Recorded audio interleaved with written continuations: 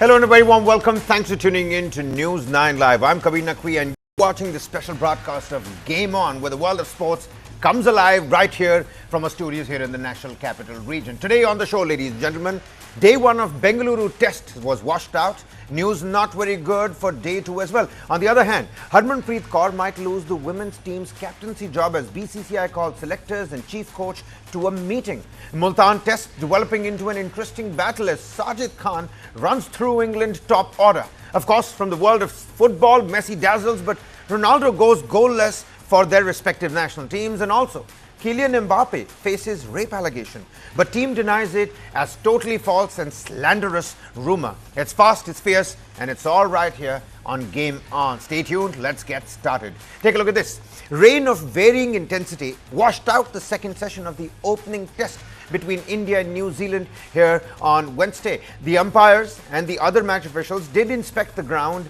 at about 2 p.m. as rains relented a bit for the first time on the day. The outfield covers and the first layer of cover was over the pitch. It was removed for inspection as the crowd loudly cheered and the clouds dissipated. But earlier, even the toss, which was scheduled at 9 a.m., could not take place as the rain came down relentlessly over the city right from the get-go. There was smattering of spectators at the stadium despite the inclement weather, many donning raincoats, some sort of polythene on their heads, many with umbrellas. But the only moment of excitement was for them was the sighting of star batter Virat Kohli and opener Yashasvi Jaiswal, the picture that you just saw, who went for an indoor net session along with assistant coach Abhishek Nair. There remains forecast for heavy rain over the next 2 days as well. That means day 2 and day 3.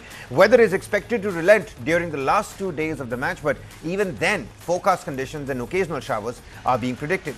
Let's tell you about the teams as well. New Zealand have lost 18 consecutive sessions to rain in India, including the one-off test match against Afghanistan last month. Rain stopped the play in Bengaluru in the afternoon, but the opening day's play had to be called off as the Hawkeye.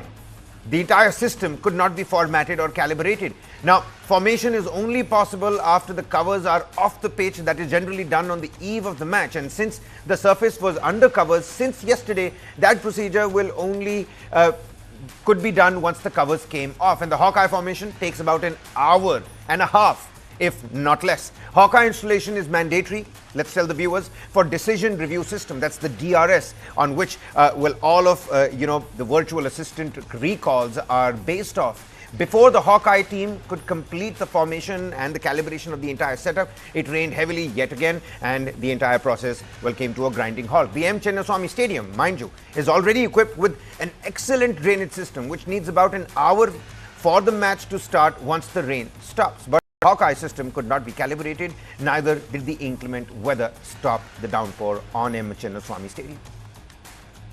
Meanwhile, future of Harmanpreet Kaur as the captain of the Indian women's cricket team looks uncertain. After the group stage exit of the women in blue in the ongoing Women's T20 World Cup in the UAE, India failed to reach the semi-finals after a lackluster display at the league stage, losing 2 of their 4 matches. And even as Harmanpreet made some significant contributions with the bat, scoring 150 runs in 4 innings and getting out only once, she was one of the top 3 run getters at the league stage, finishing 5 runs behind South Africa's Tasmin Brits and just 1 run shy of Danny Wyatt-Hodge of England. But calls are growing to remove her from her captaincy duties after India's early exit. According to a media report, the Indian Cricket Board will take a final call on Harmanpreet. The BCCI will call a meeting with the members of the selection committee and the head coach, Amol Mazumdar, to decide about the captaincy role. The meeting is expected to take place before naming the squad for the 3-match ODI series against New Zealand, which is scheduled to take place from the 24th of this month. Harman has been the Indian team captain since 2016. She has led the team to the 2020 Women's T20 World Cup final as well. Meanwhile, Pakistan's long batting tail hung in against England's pace and spin to capitalize on the century by debutant Kamran Ghulam and helped the hosts post 366 in the first innings in the second test against England at Multan. In a reply, England have run into trouble despite a century by Ben Duckett. Coming in to bat after packing off Pakistan for 366 runs, England were struggling at 239 for 6 with their top 6 batters back in the pavilion as Sajid Khan ran through the top order.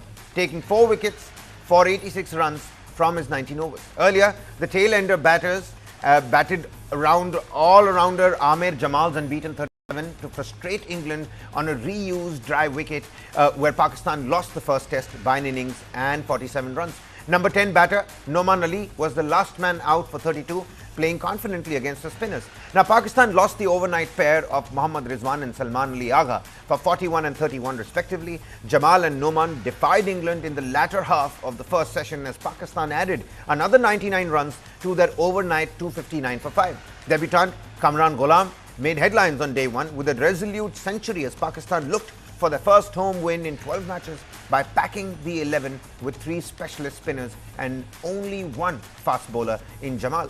England appear to be running into trouble despite a stroke-filled century by Ben Duckett, who scored 114 before falling to Sajid Khan. Sajid also bowled out Ollie Pop, Joe Root and Harry Brooks early in their innings. But talking about England and Australia, the Gabba cricket ground in Brisbane will not host an Ashes series opener in Australia for the first time in more than 4 decades. Yes, that's right. Cricket Australia today confirmed that Perth as the venue for the first test of the 2025-2026 Ashes series. The Brisbane ground, the Gabba, will instead host its first day-night Ashes clash from December 4th to 8th before the 5-test series between hosts Australia and England moves to Adelaide Oval for the next test from December 17th to 21. The Melbourne Cricket Ground will play host to the Boxing Day test and the Sydney Cricket Ground will host the last game. The last time an Ashes in Australia started away from the Gabba was in 1982 when the historic foes drew at the Waka in Perth. Once Australia's first choice to start a home summer of cricket, the Gabba stocks have fallen in recent years since Perth Stadium opened in 2017 and following Adelaide Oval's redevelopment about a decade ago. Australia currently holds the Ashes, having retained them with a draw in 2023 series in England. Cricket and sports fraternity in Western Australia are excited with the prospect of hosting the Ashes series opener. This time it's going to be Perth. This is really exciting, and as we know, cricket, cricket's the interest in cricket, and particularly the fact that the various genres of the game have attracted many more crowds and many more generations is really important. And to have it in Perth, the first test, is just so special. We know that the Richies will be there. We know, of course, I'm hoping that we might be able to create sort of I'll call it the Aussie posse that might be created too, because this is what sport's about. It engages people of all ages. We know the growth of cricket, particularly in the female game, has been absolutely tremendous. And this is an opportunity for you to bring your family, your friends, and welcome visitors from interstate and around the world to Perth for what will be a tremendous spectacle. Yeah, I think over the last few years we've obviously had the first test here, and hopefully we're building something special. You think about the history of our game starting in summer here. Would be really special for players, and as I get older, a special place to come and watch.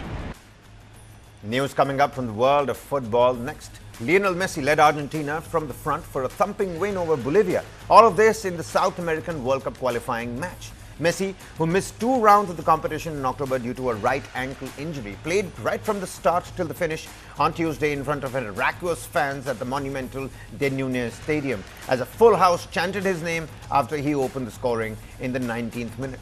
Lionel Messi struck a hat-trick and assisted in 2 other goals as Argentina crushed Bolivia for a 6-0 victory during the South American qualifiers for the FIFA 2026 World Cup.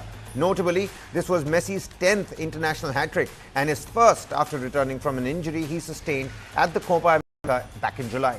Argentina remained leaders of the round-robin competition with 22 points after 10 matches.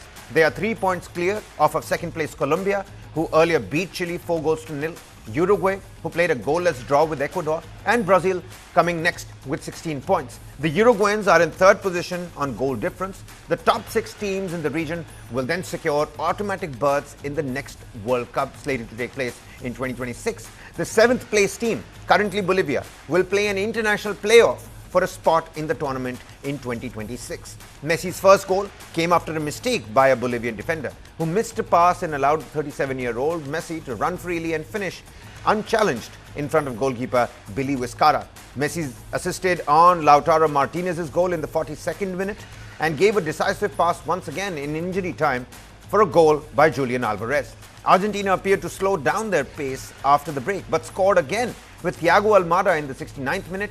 The striker scored from close range after a low cross from Nahuel Molina. Messi's show had two great finishing touches from the edge of the box, the first in the 84th minute and the second in the 86th minute. Hat-trick hero putting in 2 assists. Of course, Argentina moving past Bolivia with quite ease with 6 goals to nil. Meanwhile, in another South American World Cup qualifying match, Brazil coach Dorival Jr. a major relief with his team's convincing performance for a 4-0 home win against Peru. This month's rounds of South American qualifying were important for Brazil coach Dorival Jr. His team was knocked out in the quarterfinals of the latest Copa America and was struggling against rivals like Paraguay and Venezuela, whom they used to beat quite easily. Now, Dorival Jr.'s chances of success seemed low in matches against Chile and Peru due to injuries affecting several of his starters like goalkeeper Alisson, defender Eder Militao and striker Vinicius Jr., all 3 top-notch names. But a last-minute win against Chileans and a convincing display against the Peruvians would certainly give him some relief. Against Peru today, Rafinha scored from the spot twice to put Brazil in the front in Brasilia. He netted the first in the 30th minute and scored the second in the 54th. Substitute Andreas Pereira made more than 60,000 fans at the National Stadium gasp when he scored with a volley from quite a far distance in the 71st minute. Another substitute, Luis Enrique, scored for the second consecutive match for the national team with a classy shot from the edge of the box. Meanwhile, sticking to football but shifting our continents, in UEFA Nations League, Scotland brought to a halt Portugal's perfect winning record. Cristiano Ronaldo was held scoreless as Scotland forced a 0-0 draw at Hampden Park in Glasgow yesterday. Coach Roberto Martinez noted Portugal's lack of individual quality and missed chances in spite of dominating possession and shots as Ronaldo's team struggled to break down a resilient Scottish defence. Martinez faced criticism for not having a backup plan when his team struggled to break through Scotland's defence. Cristiano Ronaldo, sitting on 133 international goals, had only a few good chances to break the deadlock, enough for him and a man of his stature in the sport. He seemed upset with the referee after the game ended, leaving the field with a sarcastic applause, waving his arms and with thumbs down. Portugal had beaten Croatia, Scotland and Poland in Group A1, which they still lead with 10 points, 3 more than Croatia and 6 more than Poland. Last place Scotland stayed on 1 point. They came into the match on a 9-match winless streak and had lost 4 games in a row. Portugal midfielder Bernardo Silva confessed there was a lot missing for his team tonight. And take a look at this. Kylian Mbappe has made headlines yet again, albeit for a wrong reason, as the media reports suggest that the French footballer was the subject of an investigation over a rape incident at a hotel in Stockholm in Sweden last week. But his representatives have claimed that the allegations of rape against the star are totally false and slanderous rumors, and that the star himself is flabbergasted at those allegations. The alleged incident, suggests reports, took place on the 10th of October. Swedish prosecutors have confirmed a probe was launched into an alleged rape. However, they did not identify a suspect in that case. Sweden's public broadcaster and 2 dailies named Kylian Mbappe as a suspect, citing unnamed sources. Media reports said that the 25-year-old had been on a private trip to Stockholm last week with a group of friends. He also visited a nightclub. On Monday, he posted a link to a French media story about the matter on social media and called it a fake news. Kylian Mbappe's lawyer told a French TV channel he had done nothing wrong and that it was unclear if he was even the target of the complaint. She said, of course talking about the lawyer of Mbappe, that the player would cooperate with the Swedish justice system if he was directly targeted by an investigation. SVT and tabloid Expressen, citing unnamed sources, reported that the level of suspicion directed at Kylian Mbappe by investigators was, in quote, reasonable, which is the lower of the 2 levels in the Swedish legal system. The higher level, being probable suspicion, is usually required to have a suspect remanded in custody. Amidst the allegation, Mbappe continued to train with Real Madrid club team. The French captain has already missed 2 UEFA Nations League games for his national team, citing injuries. He also faced criticism for staying away from France's 4-1 win over Israel and 2-1 victory, almost by a slender lead against Belgium. On the other hand, former Chelsea head coach Thomas Tuchel has signed a contract to become the new England manager. That's right. According to a Sky Sport report, the German is set to become the third foreign manager to take charge of England's national football team. Mind you, there's already ire amongst the people over FA's decision to back a German manager for the English national team. Sweden's Sven-Goran Eriksson and Italian Fabio Capello are the only two other non-English managers for the English national team, the Three Lions. Tuchel, who led Chelsea to the Champions League title 2021, will replace interim boss Lee Carsley 3 months after Gareth Southgate resigned following England's defeat against Spain in the European Championship final in July this year. The 51-year-old Tuchel has been out of work since leaving Bayern Munich at the end of last season, as the German Giants finished third in the Bundesliga behind a record-breaking Bayer Leverkusen and FFB Stuttgart. England's Football Association is now going to be holding a news briefing at Wembley with Chief Executive Mark Bullingham. Tuchel has built his reputation as a forward-thinking tactician in the Bundesliga after taking over Jurgen Klopp at Mainz in 2009. And when Klopp left Borussia Dortmund at the end of 2014-15 campaign, Tuchel also replaced him at Borussia Dortmund, leading the team to German Cup success in 2017. He later joined Paris Saint-Germain the following year, replacing Unai Emery and winning back-to-back French league titles. Thomas Tuchel also took PSG to their first Champions League final in the year 2020, which they lost to Bayern Munich before leaving for Chelsea, where he ended up winning the coveted trophy. Taking over the England national team represents a new challenge for the German, who will be tasked with delivering a first major trophy since England won the World Cup on home soil back in 1966. Meanwhile, Manchester United's most successful manager, Sir Alex Ferguson, he is now going to be stepping down as the global ambassador of the club. Manchester United, part owners Ineos, have ended Ferguson's multi-million-pound contract. Alex Ferguson, a familiar sight in the Old Trafford director's box for years, had signed an agreement with United in 2013 to be a club ambassador. The contract was valued at 2.16 million British pounds annually. The split was amicable. The 82-year-old Ferguson was willing to step aside from the time-consuming responsibilities, but he said he will always welcome the Old Trafford atmosphere. On the other hand, he is also always going to be welcomed at Old Trafford. There have been job cuts virtually across the board at United as part of cost-saving measures at the club, which has been incurring some losses for some time now. Alex Ferguson, who will step down from his ambassadorial duties, at the end of the season, led United to a whopping 38 trophies, including 13 Premier Leagues and 2 Champions League titles before he finally retired from management in the year 2013, taking up that ambassador's role. United are currently 14th placed in the English Premier League, finishing a worst ever 8th in the Premier League just last season, despite spending over £200 million on players in the closed season.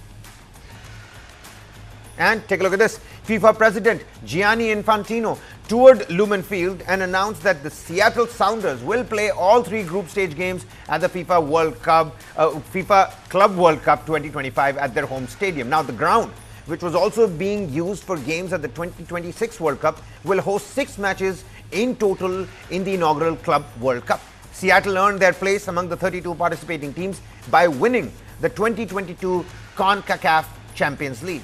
The tournament is due to start on the 15th of June 2025 and ends with the final in New York, New Jersey's MetLife Stadium on the 13th of July 2025. I have news for you today. Well, this stadium, you know it already, will host the FIFA World Cup in 2026. 6 matches of the World Cup will take place in this stadium, but there is more to come. This stadium will also host, as you know as well, the FIFA Club World Cup in 2025 from the 15th of June to the 13th of July 2025. And the Seattle Sounders will play in the FIFA Club World Cup. The first edition, a great event, a great tournament, the World Cup. And you know what? 6 games of the FIFA Club World Cup will take place in this stadium, and the 3 games of the group stage of the Seattle Sounders will take place here. Well, big news. It seems like the works for the 2026 World Cup are already underway. The Club World Cup, sort of like a tester and a precursor to the major event. Well, we're running out of time. We're coming towards the end of this segment on Game On, but we will leave you with these visuals as bodybuilders made efforts to get the best poses to win the crown at the Arnold Sports Festival in Madrid. Dozens of athletes gathered at Las Rosas Bull Ring to flex their muscles after getting their tan and outfit perfect. The event has its origins in the Arnold Classic that was launched in 1989 as a bodybuilding competition. It now showcases dozens of sports and the latest health and fitness trends.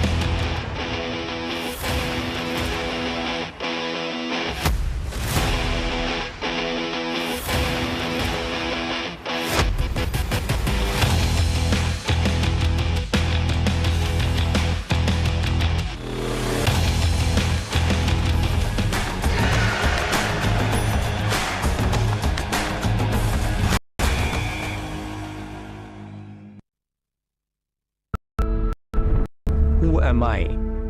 Nobody can crack that mystery. There is a certain expectation of me. That's the only contradiction. Life itself is stranger than fiction. I was a perfectly normal person born in an abnormal world. I really didn't understand why is it different.